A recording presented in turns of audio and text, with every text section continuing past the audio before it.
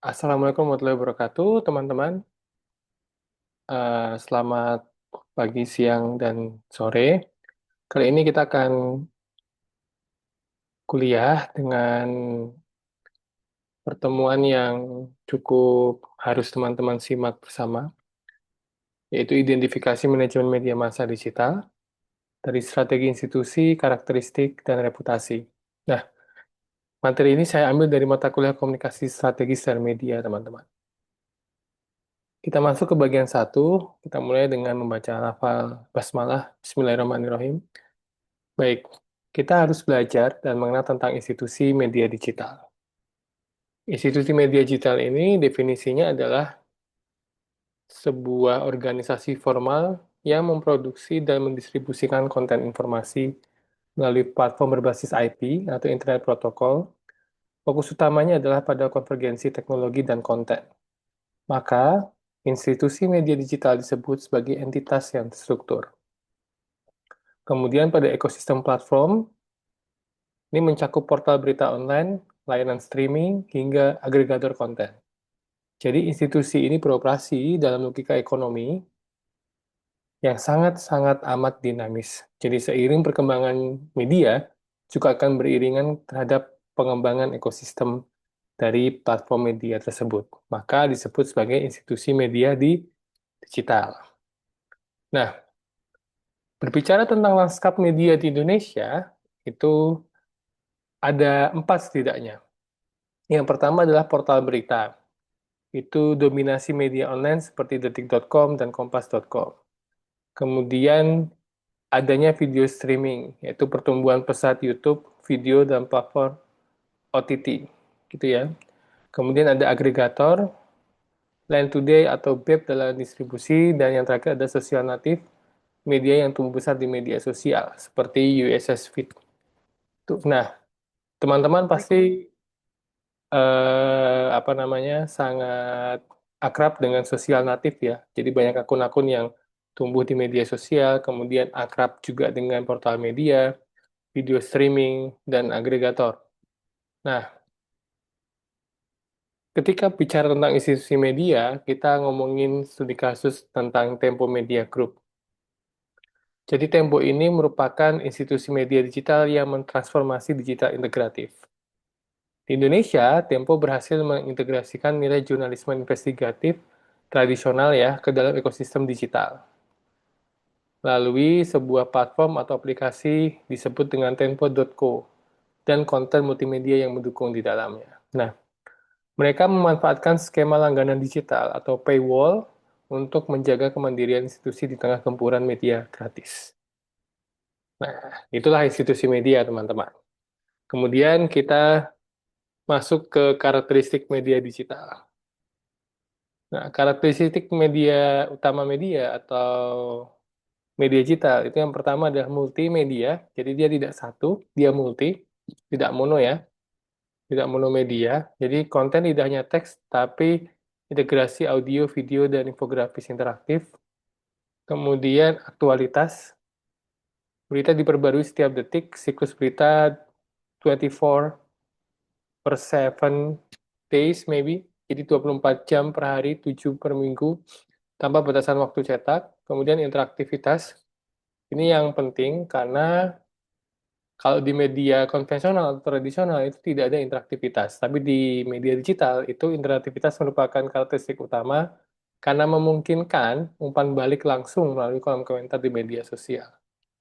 Nah, kemudian adanya aksesibilitas dan struktur teks. Yang pertama adalah hypertextuality, yaitu teks yang terhubung dengan teks lain melalui tautan link, memungkinkan audiens mengeksplorasi konteks berita secara mendalam. Kemudian ada global reach, yaitu konten dapat diakses dari mana saja tanpa batasan geografis fisik. Ini meningkatkan skala dampak institusi media. Nah, di samping itu, media digital juga terdapat yang namanya personalisasi konten digital, teman-teman. Jadi media digital mampu menyesuaikan sajian konten berdasarkan preferensi dan perilaku audiens melalui data. Personalisasi ini diambil dari 3 karakteristik utama. Yang pertama adalah user-generated content atau khalayak ikut memproduksi informasi, kemudian customization, antar muka yang berbeda untuk setiap profil pengguna, dan on demand, yaitu konten dinikmati kapan saja sesuai dengan keinginan audiens. Nah, kasus narasi TV, eh, digital first and community based itu menjadi salah satu studi kasus untuk media digital. Narasi TV itu menunjukkan karakteristik interaktivitas yang tinggi, teman-teman, dengan membangun komunitas warga narasi. Kalau teman-teman aware dengan um, narasi TV, sehingga mereka mengedepankan konten multimedia visual yang kuat di YouTube, Instagram, serta membuktikan bahwa institusi media itu digital ya terutama ya, itu tidak harus berbentuk portal, tapi bisa juga berita teks konvensional. Itu. Nah, dari karakteristik media digital, yaitu interaktivitas, kemudian hypertext, dan sebagainya, mari kita simak cara kerja institusi media. Sebenarnya dari media konvensional dan digital tidak banyak berubah. Jadi alur newsroom di digital modern itu setidaknya ada 4 tahapan. Kita mulai dari perencanaan atau planning. Em, dari planning ini, institusi media itu memantau isu viral via social monitoring. Kemudian mereka melakukan production atau pembuatan konten multimedia secara cepat. Lalu tetap ada proses yang tidak bisa dihindari dan wajib, yaitu gatekeeping, verifikasi, penyuntingan SEO atau friendly, dan juga uh, ya, tadi terputus, maaf. Kita mulai lagi. Ya, jadi alur newsroom, digital newsroom, atau baik modern maupun konvensional, yaitu dimulai dari planning untuk pemantauan isu viral via social monitoring, kemudian adanya production, pembuatan konten multimedia secara cepat, lalu gatekeeping, verifikasi dan penyuntikan SEO friendly tadi itu. Yang terakhir ada distribusi, yaitu atau distribution ya, penyebaran di web atau multi sosmed dari konten production yang sudah dilakukan. Nah, algoritma dan distribusi konten ini menjadi salah satu cakupan yang paling penting ketika kita ngomongin cara kerja media digital. Pertama adalah SEO strategi, jadi optimalisasi judul dan kata kunci agar berita muncul di halaman pertama mesin pencari. Kemudian ada real-time analytics, di redaksi memantau performa konten detik demi detik, second per second, untuk menentukan strategi selanjutnya. Kemudian adanya yang paling penting ya, yaitu social logic, algoritma media sosial menentukan jangkauan konten berdasarkan engagement, share, atau like. Nah, tantangan terbesar di industri media digital adalah verifikasi di era kecepatan. Jadi tantangan utama cara kerja media digital adalah menyimbangkan speed dan keakuratan atau akurasinya. Setidaknya teman-teman harus memperdalam di 3 aspek ketika nanti mungkin bekerja di industri media digital ataupun bersinggungan dengan industri media digital dan memahami cara kerja media digital, yaitu harus cross-checking, verifikasi silang data dari media sosial, itu harus dilakukan. Kemudian multi-platform gatekeeping, jadi editor memastikan konten sesuai untuk setiap jenis platform. Kemudian fact-checking, atau menyediakan tim khusus untuk menangkal misinformasi digital. Jadi cross-check, multi-platform gatekeeping, dan fact-checking. Nah, menariknya di Indonesia ini ada satu platform yang bernama IDN Times. Dia itu hyperspeed dan text driven. Jadi IDN Times itu beroperasi dengan algoritma distribusi yang benar-benar kuat untuk menjangkau milenial dan Gen Z. Mereka menggunakan kontributor seperti IDN Community yang terintegrasi dengan platform memungkinkan produksi konten masif secara struktur. Dan alhamdulillahnya fakultas kita tercinta sudah bekerja sama dengan IDN Times. Nah, Jika berbicara dari sisi public relation, maka bagian ini menjadi bagian yang tidak dapat dipisahkan, yaitu kerjasama dengan institusi media. Jadi, di mata kuliah media relation ini, strategi membangun relasi dari memahami karakteristik, pitching yang personal, konsistensi informasi, sampai etika kerjasama itu harus menjadi bagian dari membangun relasi. Memahami karakteristik itu berarti kita memahami institusi media tersebut dengan mengirimkan konten yang sesuai dengan gaya bahasa media yang kita sasar. Kemudian pitching yang personal, secara personal itu kita bisa istilahnya melakukan pendekatan terhadap editor dengan narasi yang relevan terhadap rubrik mereka atau topik yang sedang mereka bangun. Lalu adanya konsistensi informasi, kita sebagai public relation dalam konteks hubungan media relation ini menjadi sumber yang dapat diandalkan oleh jurnalis kapanpun dibutuhkan. Lalu, yang terakhir adalah etika kerjasama. Menjaga integritas dan tidak memaksakan pemuatan berita yang tidak ada nilai jurnalistiknya. Salah satu yang bisa dilakukan untuk menjalin relasi dengan institusi media adalah media visit dan catering. Media gathering itu acaranya non-formal, teman-teman, untuk mempererat hubungan personal antar praktisi PR dan jurnalis lapangan atau reporter.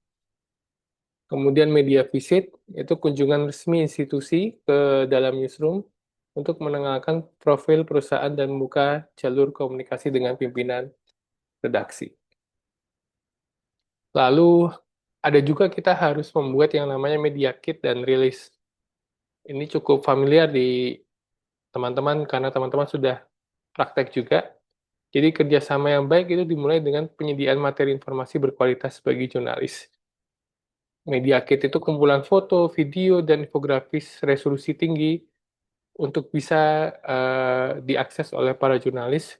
Kemudian rilis yang efektif, teks yang siap muat, ringkas, dan memiliki sudut pandang menarik. Nah,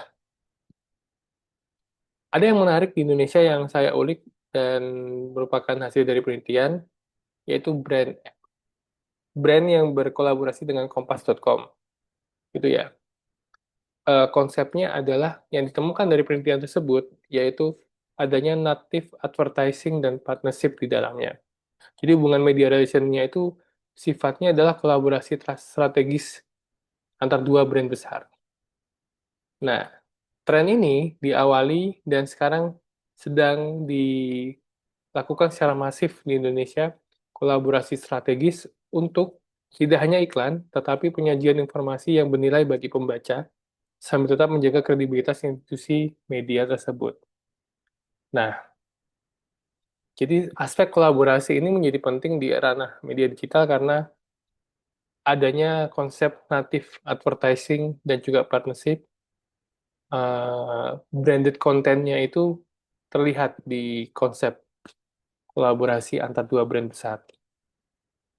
Oke, nah yang harus teman-teman pelajari juga secara khusus pada pertemuan kali ini adalah kita akan bicara tentang brosur dan manajemen reputasi.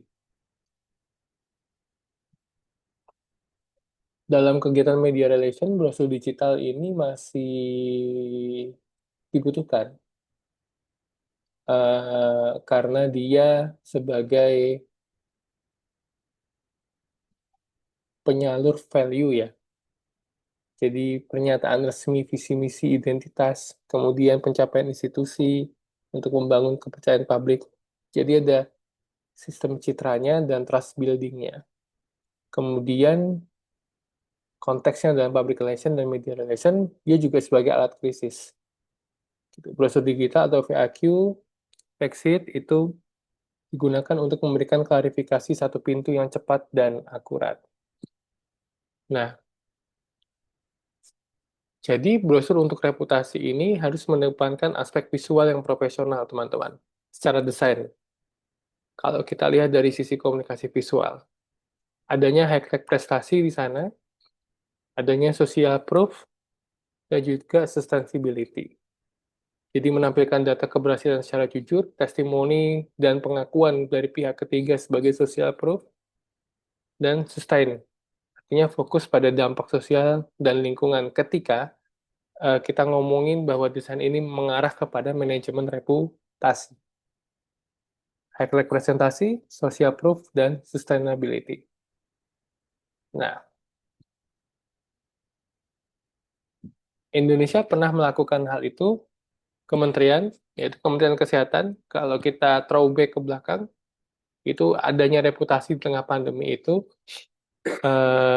diluncurkan oleh Kementerian Kesehatan Republik Indonesia menerbitkan brosur digital, pedoman dan fact pada waktu itu masif ya, melalui WhatsApp, media sosial, selama pandemi COVID-19 atau COVID-19. Eh, Aspek ini sangat berhasil membangun reputasi pemerintah sebagai sumber informasi yang valid pada waktu itu, dan menurunkan tingkat kecemasan publik dari krisis yang terjadi melalui pandemi. Sehingga literasi visual itu pada waktu itu dianggap lebih mudah dipahami oleh masyarakat ketimbang literasi berbentuk non-visual. Gitu.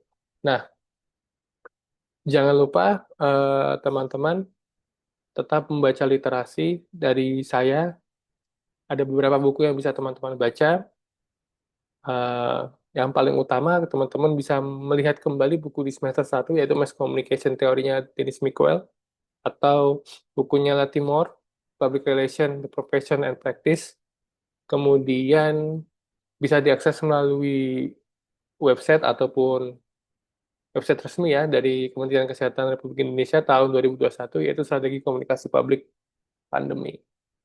Begitu saja, jika ada pertanyaan, kita akan bahas di Viklas.